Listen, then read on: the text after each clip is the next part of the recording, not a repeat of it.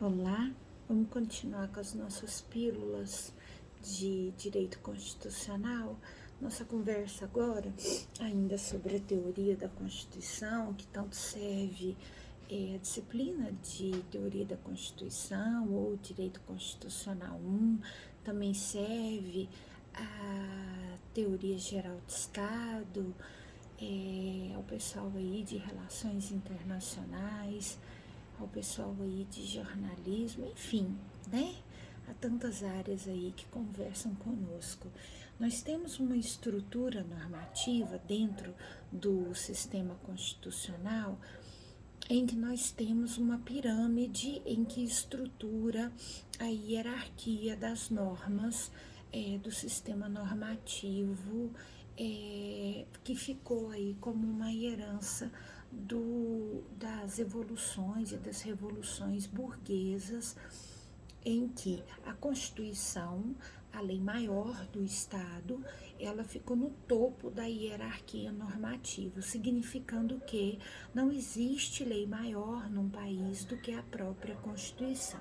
Logo abaixo vem as constituições, a manifestação do poder constituinte derivado, as emendas constitucionais, depois as leis, e entra aí no bloco das leis, leis complementares, leis ordinárias, tratados internacionais comuns, leis delegadas, medidas provisórias, os decretos, e aí uma discussão acerca dos decretos regulamentares e também os decretos executivos, as portarias, os atos primários e os atos secundários, que são aqueles atos que existem em função da norma, que são os atos que têm menor potência normativa. Há uma discussão acerca dos tratados internacionais. A partir da Emenda Constitucional 45, de dezembro de 2004, foi trazida uma nova modalidade de tratados internacionais, que são aqueles trazidos na Constituição Federal, em seu artigo 5º, no parágrafo 3º, onde se diz que os tratados internacionais que versarem sobre direitos humanos e que forem recebidos como se emenda constitucionais fossem, ou seja, pelo quórum de 3/5 dos votos, em votação dupla, 2 vezes na Câmara dos Deputados e 2 vezes no Senado Federal, em ambos os turnos da Câmara e igualmente em ambos os turnos do Senado Federal,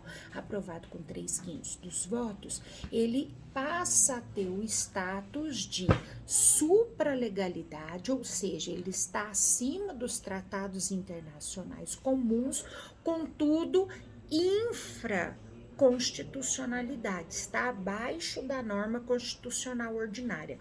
Portanto, ele passa a ter o status de emenda constitucional.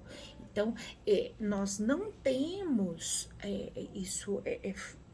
Durante um tempo, discutiu-se essa ficção jurídica, se teríamos tratados internacionais com status de supraconstitucionalidade, e essa ficção jurídica já foi-se esgotada e nós não temos essa possibilidade no nosso ordenamento jurídico de tratados internacionais com o status de supraconstitucionalidade. Os tratados internacionais de direitos humanos que passarem pelo rigor do artigo 5º, em seu parágrafo 3º, eles gozam de supralegalidade, mas de infraconstitucionalidade. Já os demais tratados internacionais, eles passam a ter o status de legalidade. Bom, temos aqui também para conversar com vocês a questão da eficácia das normas constitucionais, que é uma área técnica e um pouco estéril, né? Gera um pouco de dúvida entre os nossos estudantes. A eficácia é a produção dos efeitos da norma constitucional. Toda norma produz efeitos. A discussão que se estabelece é o maior ou menor grau de efeitos que essa norma constitucional possa produzir no ordenamento jurídico. Mais uma vez, vamos acolher a classificação do professor José Afonso da Silva. Os efeitos jurídicos da norma constitucional, ele pode gerar efeitos negativos, que é quando há revogação, então uma norma jurídica foi substituída por outra e a nova norma constitucional revoga os efeitos jurídicos daquela anterior. Temos também a produção, a vedação de que essa nova norma que foi posta, que ela possa proibir o legislador de outorgar a esse legislador produção de efeitos, de novos efeitos jurídicos daquela norma que fora revogada. Temos também que essa norma que fora revogada, que ela não gere mais efeitos jurídicos, contudo, que ela fixe parâmetros de controle de constitucionalidade, porque ela vigorou no ordenamento jurídico e por mais que ela não gere novos efeitos jurídicos, as relações jurídicas foram constituídas. Então, apesar dela não gerar novos efeitos jurídicos, ela pode vir a pautar parâmetros de controle de constitucionalidade. E essa norma jurídica, ela também pode gerar efeitos positivos, no sentido de fixar parâmetros interpretativos, está ali gerando a interpretação constitucional e ela cria o dever de interpretação constitucional e de aplicabilidade constitucional. As normas constitucionais, o texto constitucional, quando nós falamos norma constitucional, o que seria isso? O texto constitucional, do seu artigo 1º ao seu artigo 250, ele é composto desses artigos da parte fixa e nós temos os artigos trazidos ali no ato das disposições constitucionais transitórias. Todos esses artigos compõem as normas constitucionais. Todos esses artigos possuem algum tipo de regramento.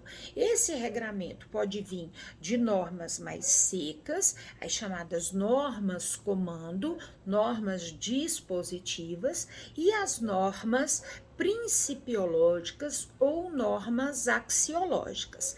Essas normas podem ter maior aplicabilidade, maior grau de potência e menor grau de potência. Então, quando nós falamos normas constitucionais, são todos esses artigos que estão à disposição de nós, cidadãs, cidadãos, nós, usuários do sistema jurídico, para verificar o grau de potência, o grau de aplicabilidade. O que nós vamos continuar falando disso na próxima pílula, na nossa próxima aula de aplicabilidade e potência das normas constitucionais.